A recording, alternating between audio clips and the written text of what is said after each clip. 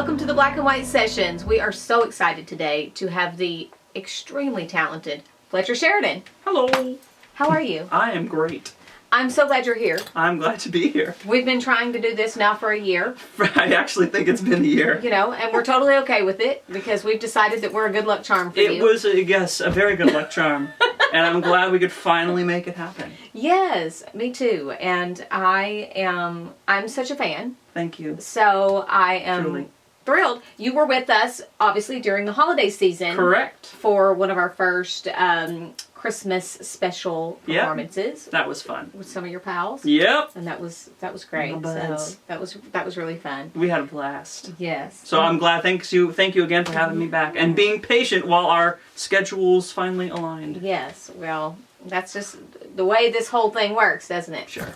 Nature of the beast.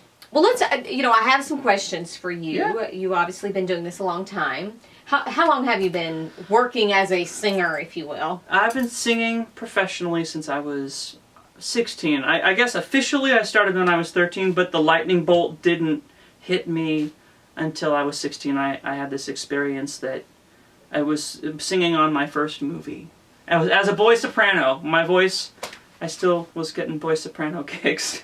And you were 16. At 16. And what was the film? It was Anastasia, that animated film. Yes, I remember that film. And I remember walking on the stage. It was the scoring stage, and back then they recorded the orchestra with the choir, everything at once.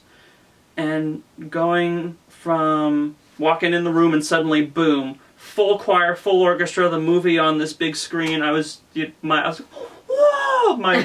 It was the moment that I knew what I wanted to do. Yeah. I clear as day, that was the moment. So I usually say I started when I was 16 because that was the moment I knew I was in it to do it.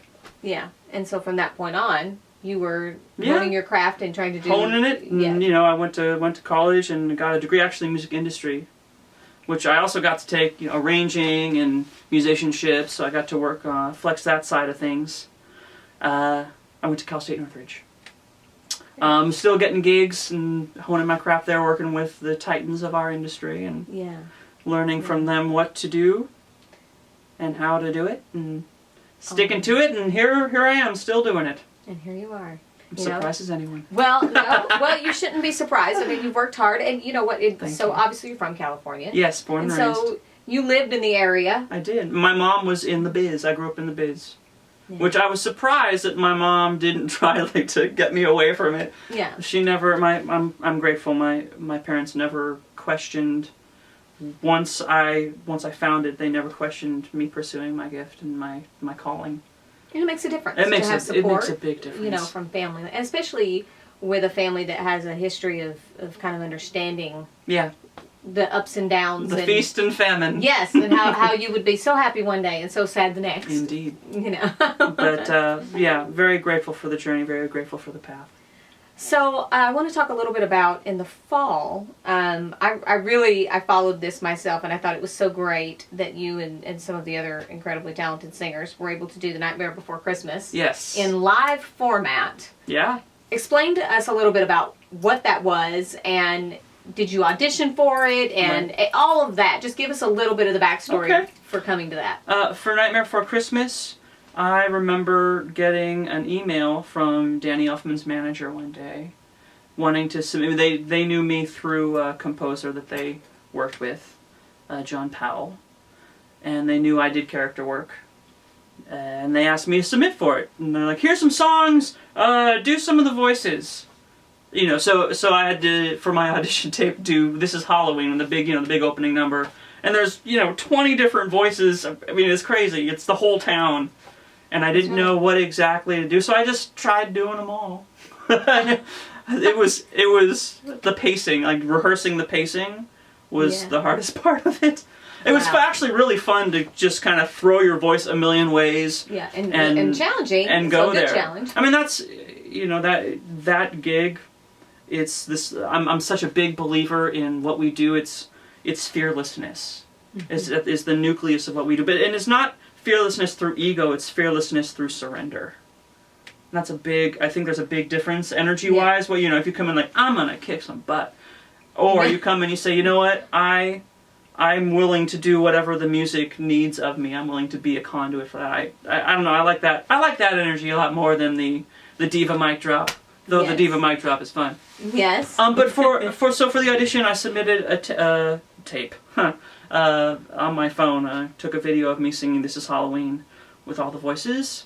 They told me to have me along. We did some rehearsals, and that was interesting because we had to figure out who was doing what, and it's a very intricate dance, especially in those numbers with the town folk, right. Where you're one character, and then 4 bars later you're another character, and then in the next bar you got to flip to another character, and then flip back to a different character. I mean, the pacing, much like in the audition tape, it still rang true, even though there were 4 or 5 of us doing the voices. Wow. But it was a lot of fun. It was such a great thing to be a part of. I remember walking out that first show at the Bowl and feeling the electricity coming off the audience. I'd never felt anything like that before. Yeah, and it got rave reviews. And you also did it where else outside? We were in Japan. We did it. We actually debuted it first in Japan.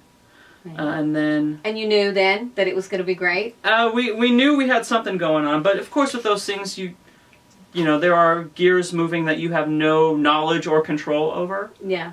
So you're like, well, this may be the last time we do it, so good job everybody, let's go home. Right. And then, a month later, we're doing Halloween, everyone get ready. Yeah.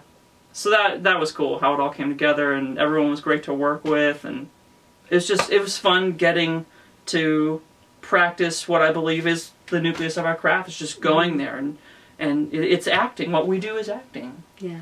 Whether it's singing a ballad or it's throwing your voice and sounding like, a psycho clown from Nightmare Before Christmas.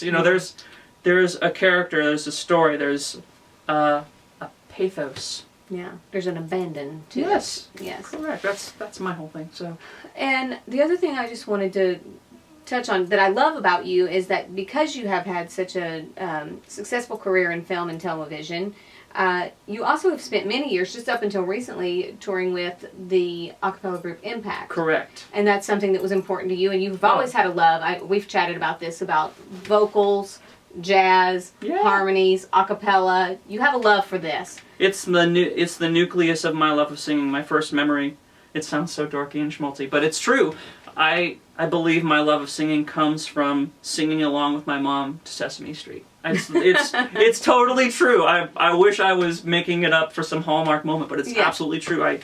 My love of singing started there, and so my love of harmony, my love of singing jazz harmonies or singing early music, it all comes from there. Yeah. And m-pact was such a wonderful experience. It's something I never thought I'd get to be a part of. So amazing. Such high caliber singer-musicians. And it gets you out in front of people. Which was something I had never really done prior to m-pact. I mean, I'd done some live gigs, but I was primarily a studio guy. I grew up in the studio, basically. So suddenly having to be thrust out in front of people, I can't punch anything, I can't... What? I have to do the... Oh, God! No redos. Yeah, right. No Command Zs. But it was such a great teacher. It was such a great... Any anxiety, I started to realize that I had kind of stage fright dealing with m-pact. And I never really talked about it with a lot of people, but what I'm proud of is that I faced it and I dealt with it. Especially, I sang alto when I joined the group.